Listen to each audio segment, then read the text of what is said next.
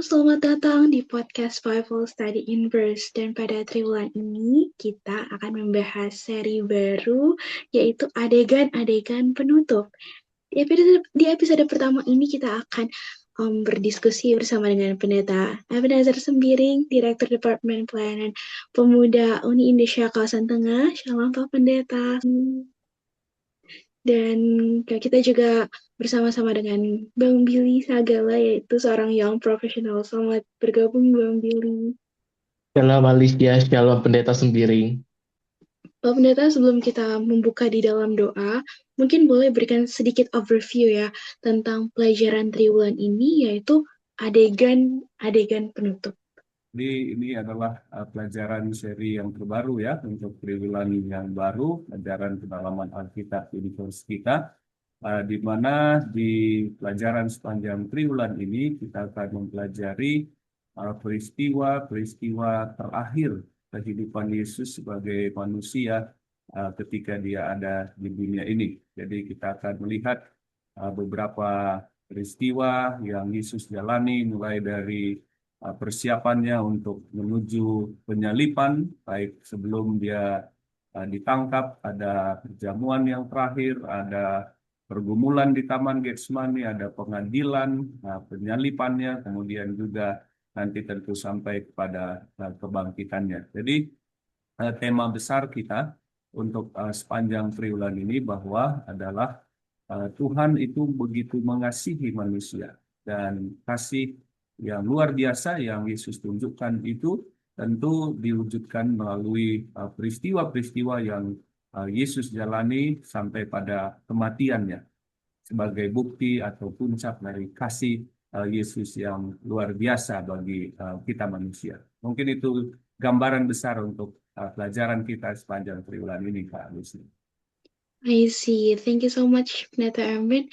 Dan kita kan mungkin banyak anak muda sering berpikir gitu ya, kisah salib kan udah sering didengar nih. Nah, menurut Bang Billy, sebagai orang muda, kenapa tidak boleh skip seri pelajaran triwulan ini, Bang? Oke, seperti yang udah Pak Pendeta Sembiring katakan bahwa salib itu adalah ekspresi terbesar dari kasih Tuhan kepada manusia. Kita mungkin udah dari kecil sudah sering dengar ya, tapi seiring dengan kita bertumbuh, semakin dewasa, kita juga bertambah juga pengalaman-pengalaman hidup kita. Dengan kita punya kesempatan untuk merefleksikan pelajaran sekolah sahabat ini, kita pasti akan mendapatkan detail-detail baru ataupun juga insight-insight baru yang akan kita dapatkan dan akan menjadi berkat juga untuk bagi kita pribadi. Khususnya ketika kita secara khusus membahas detik-detik ataupun saat-saat menjelang akhir daripada kehidupan Yesus di dunia, di mana itu akan penuh dengan tekanan, penuh juga dengan pengkhianatan, dan juga bahkan Yesus punya keengganan untuk meminum cawan kematian, dan bagaimana Yesus bisa menghadapi itu semua. Tentunya ada pelajaran spesial yang juga bisa membantu kita sebagai anak-anak muda di zaman ini untuk mempersiapkan kita menghadapi saat-saat terakhir dari dunia ini. Amin. Thank you so much untuk encouragement-nya, Bang Billy, supaya kita semangat boleh belajar seri ini. Oke, di episode pertama ini, episode kita berjudul Provokasi Terakhir, dan ebook seri pelajaran kita dapat Anda unduh melalui tautan yang tersedia pada deskripsi video ini. Dan untuk membuka diskusi kita, mari kita berdoa. Tuhan Allah Bapa kami yang berada dalam kerajaan surga, terima kasih Tuhan atas berkat pimpinan-Mu. Kami mau belajar bersama-sama akan firman-Mu melalui pelajaran pertama Inverse di triwulan yang baru ini. Tuhan tolong berkati masing-masing kami, berikan hikmat Al-Kabudi dari surga, supaya kami boleh mengerti sepenuhnya apa yang dimaksudkan oleh firman-Mu, dan ini boleh menjadi berkat bagi teman-teman Inverse yang mendengarkan. Terima kasih Tuhan, di dalam nama Tuhan Yesus kami sudah berdoa dan mengucap syukur. Amin. Kita akan belajar dari Yohanes pasalnya yang ke-11 ayat 43 sampai 12 ayat 33. Sebelum kita baca ya Pak Pendeta, mungkin boleh kasih dulu sedikit background dari perikop ini Pak Pendeta. Yohanes pasal yang ke-11 ini adalah cerita tentang satu mukjizat atau peristiwa yang Yesus lakukan, dan dicatat bahwa ini adalah mukjizat terakhir Yesus sebelum dia ditangkap dan diadili, kemudian dia disalibkan, yaitu kebangkitan Lazarus. Jadi kalau kita baca kitab Injil, kita dapati mukjizat Yesus yang pertama itu adalah peristiwa di Kana, di pernikahan di Kana, dan mukjizat terakhir Yesus itu adalah ketika Lazarus dibangkitkan. Namun menariknya nanti kita akan lihat di pelajaran ini bahwa mukjizat terakhir itu bagi sebagian orang ini semakin yakin bahwa siapa itu Yesus. Tapi sebagian kelompok yang lain justru mukjizat atau peristiwa kebangkitan Lazarus itu meyakinkan diri mereka untuk segera harus melenyapkan Yesus Kristus. Jadi kita akan lihat ini peristiwa dari kebangkitan Lazarus, dan kemudian juga satu pekabaran untuk persiapan di mana Yesus akan memasuki hari-hari terakhirnya hidup sebagai manusia di dunia ini. Thank you Pak Pendeta untuk overview-nya. Kita akan baca. Sahabat Invers boleh membaca selengkapnya ya di tempat masing-masing. Kami akan bacakan Yohanes pasal 11 ayat 1 sampai 4 dan 44 sampai 47. Yohanes 11 ayat 1 sampai 4. Ada seorang yang sedang sakit, namanya Lazarus. Ia tinggal di Betania, kampung Maria dan adiknya Marta. Maria ialah perempuan yang pernah meminyaki kaki Tuhan dengan minyak mur dan menyekanya dengan rambutnya. Dan Lazarus yang sakit itu adalah saudaranya. Kedua perempuan itu mengirim kabar kepada Yesus, "Tuhan, dia yang engkau kasihi sakit." Ketika Yesus mendengar kabar itu, ia berkata, "Penyakit itu tidak akan membawa kematian, tetapi akan menyatakan kemuliaan Allah, sebab oleh penyakit itu anak Allah akan dimuliakan." Ayat 44, orang yang telah mati itu datang keluar. Kaki dan tangannya masih terikat dengan kain kapan, dan mukanya tertutup dengan kain beluh. Kata Yesus kepada mereka, "Bukalah kain-kain itu dan biarkan dia pergi." Ayat 45, banyak di antara orang-orang Yahudi yang datang melawat Maria dan yang menyaksikan sendiri apa yang telah dibuat Yesus percaya kepadanya. Tetapi ada yang pergi kepada orang-orang Farisi dan menceritakan kepada mereka apa yang telah dibuat Yesus itu. Lalu imam-imam kepala dan orang-orang Farisi memanggil mahkamah agama untuk berkumpul, dan mereka berkata, "Apakah yang harus kita buat? Sebab orang itu membuat banyak mukjizat." Tadi Pak Pendeta sudah bilang ya kalau misalnya peristiwa membangkitkan Lazarus atau mujizat membangkitkan Lazarus ini merupakan mujizat terakhir Yesus di dalam pelayanannya di depan umum dan membawa banyak orang percaya kepadanya. Tapi ironisnya itu mujizat ini justru menjadi pemicu keputusan untuk membunuh Yesus gitu ya Pak Pendeta. Mengapa mujizat ini menjadi suatu provokasi terakhir bagi para pemimpin pertama nih Bang Willy? Di dalam Yohanes 11 ayat 47 dan 48, di sana dikatakan bahwa imam-imam kepala dan orang-orang Farisi itu mereka memiliki satu ketakutan bahwa bila Yesus melakukan mujizat, orang-orang akan datang mengikuti Yesus dan juga percaya kepadanya. Di sini mereka takut mereka akan kehilangan kuasa. Mereka juga akan kehilangan pengaruh. Mereka juga takut bahwa dengan orang-orang mengikuti Yesus, maka sistem keagamaan yang mereka pelihara, di mana mereka menggunakan sistem ini untuk mengontrol orang-orang, akan rusak. Dan kesimpulannya adalah posisi mereka itu terancam kalau banyak orang yang akan percaya kepada Yesus. Jadi posisi mereka takut kalau mereka terancam gitu ya, posisinya kalah pamor gitu ya. Dan setelah itu kan Kayafas mengusulkan agar Yesus itu dibunuh demi kepentingan bangsa gitu. Tapi menariknya Yohanes mengatakan bahwa perkataan Kayafas ini ternyata mengandung makna nubuatan. Bagaimana kita bisa memahami ironi ini, Pak Pendeta? Ya, oke. Jadi betul ya bahwa Kayafas, pemimpin yang ada pada waktu itu, terbawa arus kepada pengaruh dari orang banyak, yang kemudian ia juga mendorong dan menyetujui supaya Yesus dibunuh untuk kepentingan orang banyak. Tapi konsep daripada Kayafas sebenarnya Yesus dilenyapkan, dibunuh itu oleh karena desakan orang yang membenci dia, orang yang tidak suka kepada dia. Namun sesungguhnya ini sebenarnya dari sisi nubuatan Alkitab dan misi Yesus ke dunia ini adalah sejalan dengan apa yang Kayafas sampaikan, bahwa memang Yesus harus mati, ia harus menyerahkan hidupnya untuk kepentingan dan keselamatan bagi banyak orang. Jadi sebenarnya itu adalah sesuatu yang betul, walaupun dalam konsep dan motivasi dari hati Kayafas itu tidaklah seperti maksud Yesus untuk keselamatan. Tapi betul bahwa dia mati memang untuk keselamatan atau kebaikan banyak orang. Baik.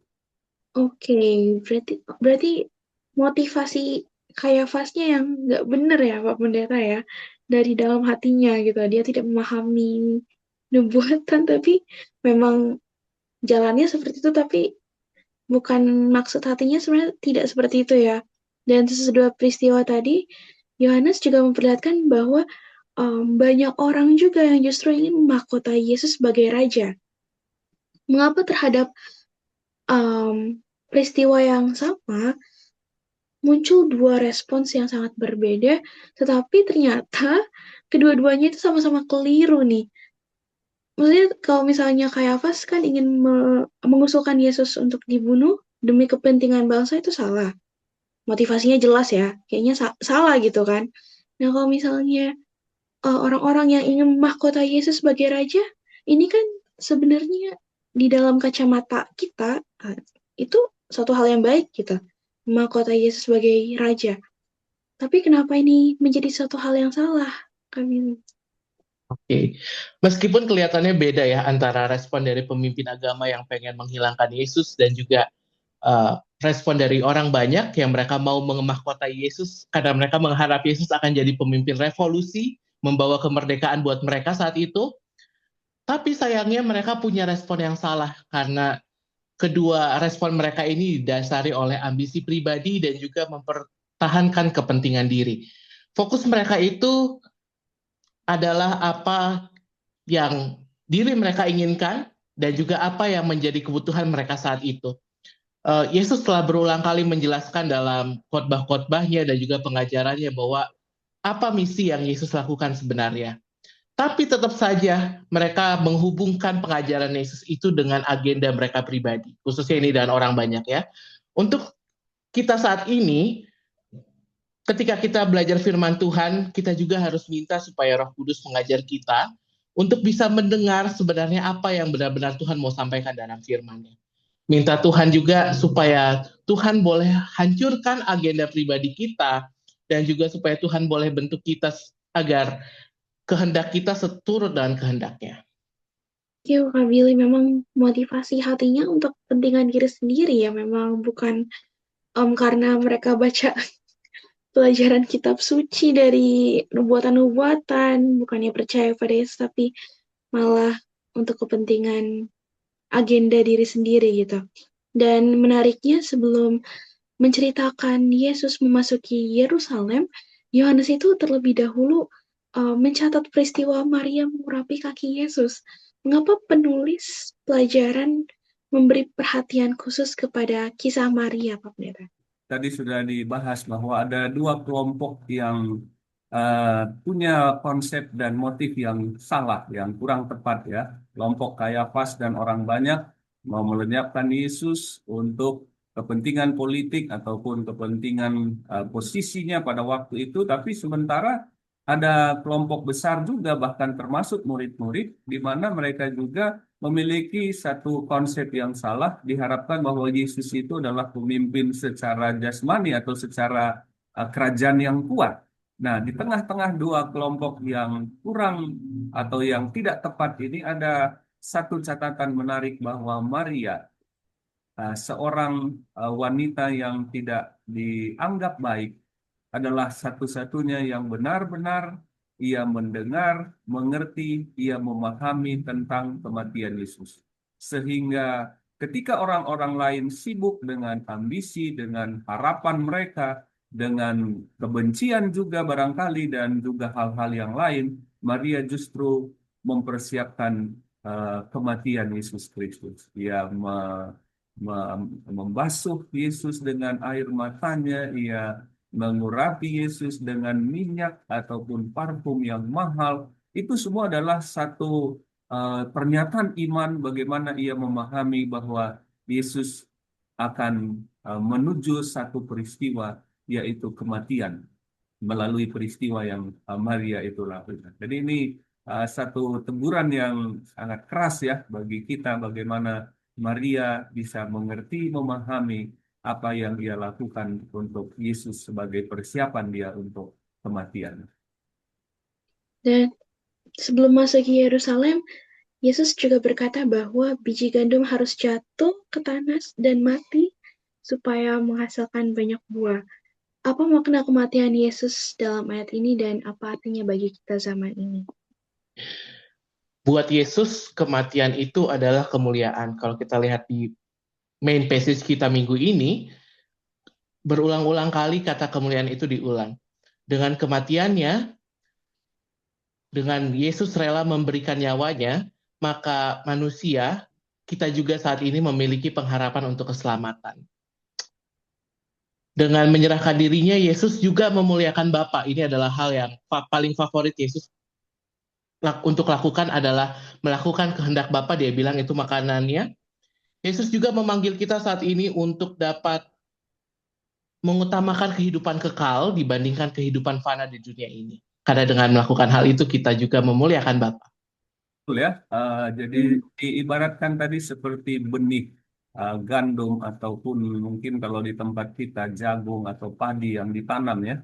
Jadi satu benih itu dia akan ditanam di tanah dan benih itu mungkin akan membusuk, tapi dari benih itu kemudian akan muncul sebuah tunas dan bertumbuh menjadi sebuah pohon gandum atau padi yang menghasilkan banyak buah. Ini sebuah ilustrasi yang digambarkan bahwa kematian Yesus itu bukan sebuah kekalahan, bukan takluknya kepada kematian, tapi justru kematian Yesus itu menuju atau membuka jalan keselamatan bagi orang banyak atau jalan kehidupan bagi orang banyak. Jadi dia seperti benih yang mati, yang membusuk seperti tanaman itu, tapi dari benih itu akan muncul kehidupan dan juga kesempatan keselamatan bagi semua orang tentunya. Amin. Thank you Kak Billy dan Pak Pendeta. Jadi memang kebangkitan Lazarus bukan hanya menunjukkan kuasa Yesus atas kematian, tapi juga menjadi awal dari perjalanannya ya menuju salib. Dan di tengah berbagai respons manusia, hanya mereka yang sungguh-sungguh mendengarkan Yesus yang memahami tujuan kedatangannya. Bosen, ngantuk, malas, nggak ngerti. Apakah kata-kata ini keluar ketika kamu mendengar kata Bible Study? Belajar Alkitab harusnya menjadi suatu hal yang menyenangkan. Tapi kenapa rasanya susah sekali untuk memulai? Apa yang salah? Apa yang harus dilakukan agar belajar Alkitab rasanya tidak begitu-begitu saja? Banyak orang bilang ada banyak jalan menuju Roma. Jika pepatah ini benar, kami percaya Tuhan pasti sudah sediakan lebih banyak lagi jalan menuju Alkitab, menuju Dia. Hanya saja, jalan-jalan itu mungkin belum terlihat oleh kita. Tapi kita bisa meminta. Yesus pernah berkata dalam Matius 7 ayat 7, "Mintalah, maka akan diberikan kepadamu. Carilah, maka kamu akan mendapat. Ketuklah, maka pintu akan dibukakan bagimu." Bagaimana cara memintanya? Lewat doa. Berdoalah untuk meminta hikmat dan kemauan yang kuat untuk belajar Alkitab. Setelah itu, mari buka Alkitab dan belajar sedikit demi sedikit sesuai kemampuanmu.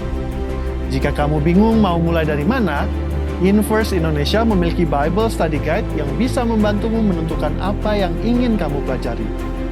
Semua dikemas dengan bahasa yang mudah dimengerti. Inverse juga berusaha keep in touch untuk menemani kamu belajar Alkitab.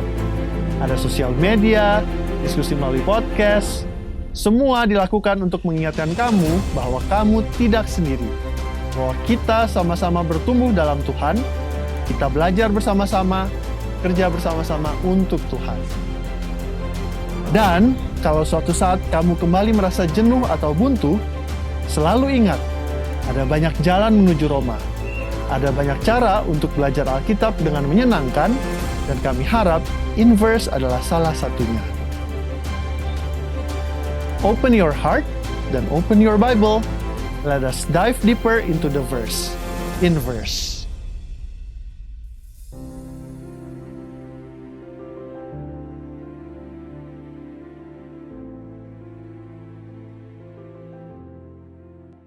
Mari kita masuk ke bagian yang lebih praktis saat ini. Pelajaran pekan ini menunjukkan bahwa seseorang itu bisa melihat pekerjaan Tuhan tapi tetap salah memahami maksud pelayanannya kepada orang muda. Misalnya ya, dalam pelayanan orang muda misalnya. Nah, kalau misalnya dalam pelayanan orang muda sendiri, bagaimana kita bisa membedakan antara benar-benar mengikuti Yesus dan hanya memakai Yesus untuk mendukung harapan atau agenda pribadi. Alkitab sendiri sudah bilang bahwa dasarnya hati kita itu licik. Oleh karena itu kita perlu terus sadar, terus-menerus bahwa hati kita ini perlu ditransformasi. Tuhan perlu perbaiki, Tuhan perlu untuk tanamkan hati baru. Pikiran kita juga perlu untuk diperbaharui. Gimana caranya? Tentu aja dengan belajar firman, dalam doa, dan juga kita punya kerelaan supaya Tuhan boleh bentuk hati kita, supaya kiranya kehendak kita bisa disesuaikan sesuai dengan kehendak Tuhan. Dan juga kita harus ingat bahwa ini adalah butuh waktu, butuh proses, dan harus kita lakukan terus-menerus. Betul sekali ya. Jadi kita perlu memiliki kepekaan rohani dan pemahaman secara benar, terutama hubungan pribadi dengan Tuhan, sehingga kita betul-betul memiliki pengertian dan motivasi atau motif hati yang benar untuk melakukan pelayanan mungkin ataupun untuk menyembah, memuliakan Tuhan. Jadi bukan sekedar hanya sebuah rutinitas atau kebiasaan ataupun mungkin formalitas, tetapi benar-benar kita memahami. Tadi sudah disebutkan melalui doa, melalui belajar firman, ini kita akan bisa mengerti dengan baik sesungguhnya kehendak Tuhan dalam kehidupan kita. Jadi memang ini perlu sebuah proses hubungan yang terus-menerus setiap hari. Tidak bisa hubungan itu putus nyambung, tetapi setiap hari kita harus terus terhubung secara pribadi dengan Tuhan. Dan tadi kita juga sudah belajar bagaimana tekanan dan ekspektasi orang banyak gitu ya terhadap Yesus itu sangat berbeda dengan tujuan Yesus. Mungkin boleh nggak diceritakan, pernah nggak Anda merasakan tekanan karena harapan orang lain terhadap kehidupan Anda gitu ya, dan apakah harapan-harapan dari orang lain itu bertentangan dengan apa yang Anda yakini sebagai panggilan Tuhan bagi Anda? Dan mungkin boleh ceritakan juga bagaimana prosesnya, proses yang Anda alami itu, dan bagaimana cara overcome-nya gitu, cara menghadapinya bagaimana? Kalau buat saya pribadi, menariknya, jangankan soal tekanan dari kehendak orang lain, bahkan kehendak saya pribadi aja, Tuhan tuh baru-baru ini mengkoreksi gitu kehendak saya yang sepertinya mungkin bisa jadi bertentangan dengan kehendak Tuhan. Awalnya saya berpikir saya melakukan satu hal yang baik untuk pekerjaan Tuhan. Tapi ternyata Tuhan izinkan saya untuk belajar bahwa ketika saya mau melayani Tuhan, itu dilakukan bukan dengan kekuatan, kehebatan, ataupun ekspertis dan pengalaman saya di tempat kerja misalnya. Tapi Tuhan ingatkan saya lagi melalui firman-Nya bahwa ketika kita mau bekerja untuk Tuhan, itu kita perlu untuk terhubung dengan Tuhan. Dan karena di luar Tuhan kita tidak bisa melakukan apa-apa. Dan juga ketika kita memiliki kerinduan untuk melayani Tuhan, kita perlu untuk membuka hati kita. Dan kita harus sadar bahwa kita perlu untuk bersedia dipakai oleh Roh Kudus, bukan karena kekuatan kita sendiri. Ada satu kesaksian menarik ya, saya pernah dengar dari seorang orang muda yang baik, yang setia hari ini, yang begitu komitmen dalam pekerjaan dan pelayanan. Kemudian dia memberi kesaksian bahwa awalnya dia aktif di gereja, aktif pelayanan ataupun ikut aktivitas rohani. Sebenarnya dia memiliki satu tujuan dan motif yang berhubungan dengan kepentingannya pribadi. Bagaimana dia dekat dengan seseorang, kemudian itulah yang mendorong dia untuk aktif di dalam pelayanan. Tetapi yang saya perhatikan, lama-kelamaan itu kemudian menjadi sesuatu yang berubah, di mana kemudian dia betul-betul memiliki sebuah pengalaman rohani di dalam pelayanan dan di dalam hubungannya dengan Tuhan. Jadi yang saya mau tekankan begini, mungkin saja ada teman-teman orang muda yang awalnya motif dan tujuannya mungkin kurang kurang tepat, kurang selaras atau harapannya tadi seperti orang banyak itu mengharapkan Yesus menjadi raja, tapi dengan proses pemuritan yang terus berjalan, lama-lama Tuhan juga saya pikir sanggup untuk menyempurnakan kita. Jadi ini kesaksian yang saya mau bagikan untuk mendorong teman-teman orang muda bahwa Tuhan punya banyak cara membawa kita. Walaupun mungkin jalan pertamanya itu belumlah sempurna, tapi Tuhan mau menggunakan dan memproses kita untuk lebih baik, lebih sempurna dengan motif hati yang benar, tindakan yang benar, dan juga tentu dengan pelayanan-pelayanan yang benar. Thank you so much, Kak Willy dan Pak Pendeta. Dan di Yohanes 12 ayat 27 sampai 33, Yesus itu berkata, sekarang jiwaku terharu gitu ya. Apa yang bagian ini ajarkan tentang karakter Yesus dan apa pelajarannya bagi orang muda saat ini? Yesus itu tetap berpegang teguh pada prinsipnya dan juga yaitu adalah misinya. Yesus tetap ingat bahwa dengan dia datang ke dunia ini, itu semua itu di awalnya fondasinya adalah kasih. Di ayat 28 sendiri dikatakan bahwa di atas segalanya, Yesus itu punya satu kerinduan untuk memuliakan Bapa. Saat ini buat kita orang-orang muda, kita diingatkan juga supaya kita boleh memuliakan Bapa dalam keputusan-keputusan hidup kita, mungkin yang besar ataupun yang kecil. Apakah kita akan tetap bersedia untuk berpegang pada prinsip-prinsip kebenaran dalam memutuskan hal-hal di hidup kita? Dan juga apakah kita mau tetap tunduk pada firman Tuhan?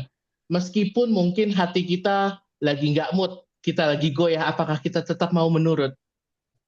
Jadi Yesus mengalami penolakan, kebencian, kemarahan, bahkan penganiayaan yang besar yang Yesus alami. Tetapi tadi disebutkan dia tidak pernah menyerah, dia tidak undur, dia terus maju untuk misi, untuk keselamatan, untuk kebaikan bagi banyak orang. Saya pikir ini sebuah inspirasi juga bagi kita bahwa tantangan pergumulan apapun yang kita hadapi, tantangan dalam iman, tantangan dalam pelayanan, tantangan mungkin dalam cita-cita pekerjaan atau apapun itu, seharusnya hal-hal itu tidak membuat kita kehilangan iman kita, tidak membuat kita tawar hati, tidak membuat kita menyerah, apalagi kecewa kepada Tuhan dan meninggalkan Tuhan. Jadi teman-teman orang muda, mari kita belajar kepada apa yang Yesus alami. Penolakannya bukan hanya di Getsemani, bukan hanya ketika muridnya menjual dia, tapi jauh sebelum itu ia sudah mengalami begitu berat tantangan itu. Tapi ia tidak pernah menyerah, mundur untuk misi keselamatan bagi banyak orang. Jadi sahabat orang muda, hidup kita mungkin saja tidak selamanya baik-baik saja. Mungkin banyak hal-hal juga yang kita alami. Kekecewaan juga mungkin pasti ada. Dan kesulitan-kesulitan yang lain. Tapi ingat, jangan pernah menyerah. Maju terus, tetap semangat dalam iman, tetap semangat dalam pelayanan, dan jangan pernah menyerah dan tawar hati dalam iman kita. Amin. Gitu kan. Dan kisah ini juga dibawa kepada Maria ya, yang memberikan hal terbaik kepada Yesus, apa yang terbaik yang ada padanya kepada Yesus. Tapi justru dikritik gitu ya. Dalam konteks orang muda sekarang, kadang orang yang sungguh-sungguh melayani Tuhan juga bisa dianggap berlebihan mungkin, atau juga mungkin orang-orang muda ngerasa, aduh takut dijudge terlalu rohani, atau juga kadang nggak realistis gitu ya, thoughts, perkataannya nggak realistis, apa yang dipercayai juga tidak realistis gitu. Bagaimana kita bisa tetap setia memberi yang terbaik kepada Yesus ketika tidak semua orang bisa memahami motivasi kita, atau ada juga yang mungkin judge kita terlalu terlalu setia, akhirnya nggak mau ditemenin, akhirnya kita juga jadi undur diri. Ada loh yang kayak gitu Pak Pendeta, karena takut dijudge kayak gitu ya kan Kak Billy, takut dijudge terlalu kayak gitu, akhirnya ya udah deh nggak usah lagi, akhirnya undur dan sebagainya. Gimana kita boleh tetap setia memberi yang terbaik seperti Maria kepada Tuhan ketika banyak yang kritik kita juga? Kita harus ingat bahwa dasar dari kita melayani Tuhan adalah kasih Yesus sama kita, sehingga pelayanan itu adalah respon atas apa yang udah Yesus lakukan di hidup kita. Sama seperti Maria yang mencurahkan 1 tahun gaji ya, 300 dinar itu ke kaki Yesus, hanya dia sendiri yang sadar apa yang Tuhan udah lakukan di hidupnya Maria. Demikian juga di hidup kita, hanya kita yang bisa tahu bahwa bagaimana Tuhan telah mengubah dan menyentuh hati kita. Sehingga kiranya fokus kita ketika kita mau melayani Tuhan adalah kita mau memberi yang terbaik, karena Tuhan juga sudah melakukan yang terbaik dalam hidup kita.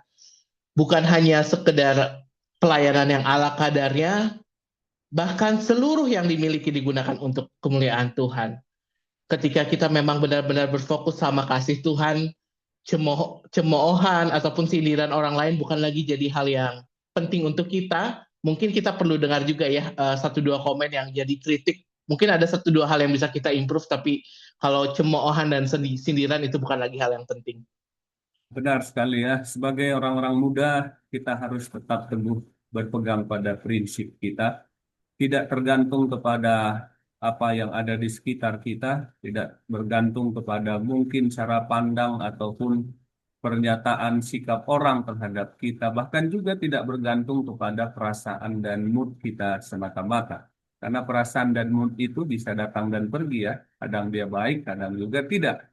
Nah, itu perasaan dan mood. Tetapi kita harus tetap berdiri teguh dalam prinsip bahwa ketika kita tahu itu sebuah hal yang benar, kita lakukan dengan penuh integritas, walaupun mungkin tadi ada saja orang, sok suci lah, atau ada lagi bilang pernah, seperti Nyonya White dia katanya lagi kan, jadi macam-macam lah seperti Nabi ini lagi begitu. Jadi itu kadang-kadang mungkin Betul. bisa saja membuat seseorang itu merasa akhirnya malu dengan apa yang dia lakukan. Tapi sebagai orang muda yang memegang teguh prinsip, maka apapun yang terjadi, apakah itu pandangan yang negatif ataupun pandangan yang terlalu dalam tanda kutip positif tadi, terlalu suci kah, terlalu baik kah, itu tidak akan pernah membuat kita membuat keputusan yang keliru. Kalau kita tahu itu adalah prinsip firman Tuhan, kita harus tetap berdiri teguh di dalam prinsip kebenaran yang kita yakini, di dalam kebenaran yang kita percaya. Puji Tuhan, dan tidak terasa ini sudah pertanyaan terakhir untuk closing statement ya. Dalam satu kalimat atau satu poin singkat mungkin boleh dijabarkan apa keputusan praktis yang bisa dibuat oleh orang muda pekan ini setelah mempelajari provokasi terakhir. Ketika Tuhan izinkan kita untuk menunggu, marilah kita tetap berpegang sama kasih Tuhan, karena Tuhan bisa gunakan situasi itu untuk kemuliaan-Nya. Ya, jadi sebagai teman-teman orang muda, mari kita terus membangun hubungan pribadi kita dengan Tuhan, supaya kita betul-betul terus memahami, mengerti kehendak-kehendak Tuhan di dalam kehidupan kita masing-masing. Amin. Thank you so much, Kak Billy. Thank you, Pak Pendeta. Demikianlah diskusi kita pada episode pertama seri adegan-adegan penutup. Dan kita bisa melihat bahwa kebangkitan Lazarus juga menjadi titik yang membawa Yesus semakin dekat kepada salib ya. Di saat banyak orang sibuk dengan harapan dan kepentingan mereka sendiri, hanya Maria yang sungguh-sungguh mendengarkan Yesus dan memahami apa yang sedang terjadi. Mungkin itulah pertanyaan yang perlu kita bawa pulang hari ini. Apakah saya sedang mengikuti Yesus atau hanya mengikuti harapan saya tentang Yesus. Kiranya pekan ini kita bisa belajar untuk memiliki hati seperti Maria, peka mendengarkan Yesus, dan memberikan yang terbaik baginya. Pendeta Eben boleh tutup di dalam doa. Mari kita berdoa. Terima kasih Tuhan untuk waktu yang berharga. Kami boleh berdiskusi tentang pelajaran firman Tuhan, seri pendalaman Alkitab Infos. Kami sudah belajar bagaimana pengalaman dari kehidupan Yesus di masa-masa terakhir, khususnya dari pengalaman rohani Maria yang benar-benar mengerti kehendak Tuhan di dalam kehidupannya dan melakukan yang terbaik. Biarlah ini menjadi berkat bagi kami, untuk kami juga boleh melakukan senantiasa kehendak-kehendak Tuhan di dalam hidup kami masing-masing. Berkati kami semua dan pemirsa Infos yang menyaksikan dan mempelajari firman. Dalam nama Yesus kami berdoa. Amin.